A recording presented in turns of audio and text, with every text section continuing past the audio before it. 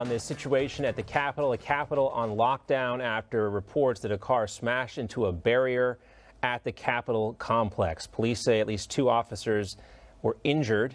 The vehicle rammed into a barricade there at the U.S. Capitol. Not clear if they ran directly into the officers or if they were behind the barricade. But as we reported here for months, ever since the riot happened, there have been these walls built around the Capitol here. This appears to be what the car ran into. It's described as a blue compact car.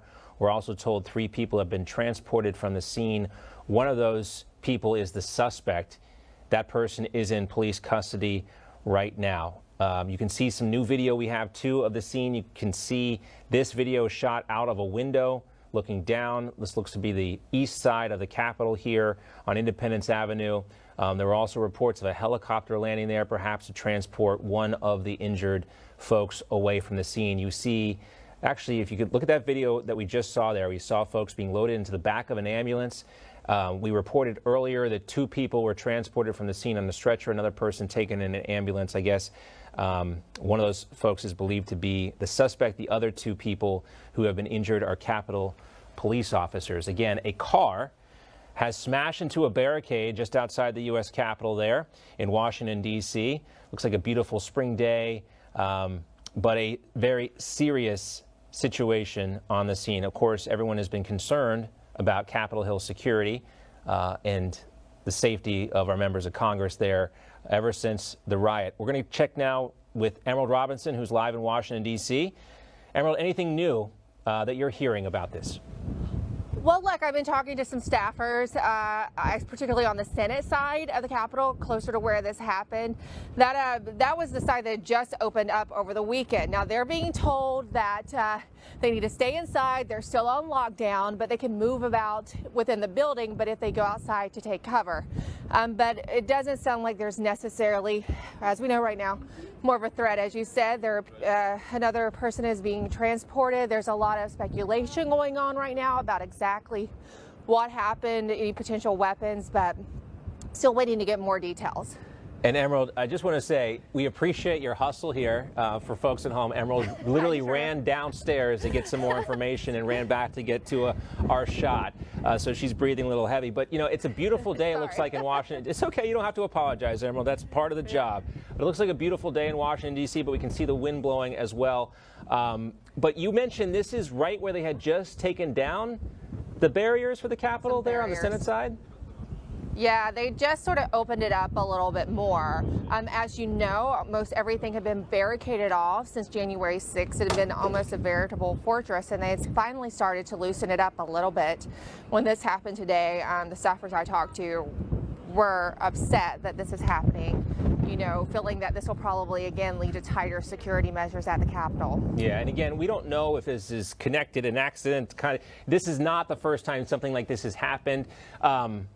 We see these cars veering off course a lot of times. Sometimes we'll get to the bottom of what actually is happening here, but that's an important point. Nobody wants to see those barriers come back up. It's not a good sign for our country. But also at the same time, Emerald, we look at this situation, obviously very serious here, but it does appear from what you're hearing that most of the threat seems to have vanished here because they are starting to loosen some of the restrictions on the lockdown. Well, they're letting them move about the building, and typically I'll tell you, because I was in the Capitol on January the 6th, there was only certain areas we could really move around to, even though I was in the basement of Cannon Building, so I'm not necessarily near where everything was taking place, so to speak. But there was much more restrictions, like I couldn't go past the hallway where I was sitting. And so if they're letting people move about inside the building, just telling them not to go outside, it sounds as if they don't feel like there's any significant threat, or they would have it much more locked down. Yeah, so that's the thing, and again, you can see in the video we're showing here on the screen what the situation looks like, the number of police and first responders there on the scene. Also just a crazy shot that we had earlier of a helicopter landing there just outside the Capitol. Again, stuff you don't see every day in Washington, D.C. But again, we have reports, Emerald, of 2 Capitol Hill police officers injured here in this vehicle apparently ramming into a barricade there. We have a tweet from Capitol Police here. USCP is responding to the North Barricade vehicle access point. So that's along Independence Avenue there. The reports of some vehicle running into It's Constitution Avenue. Okay, so this is Constitution Avenue. So that was their initial tweet. Now,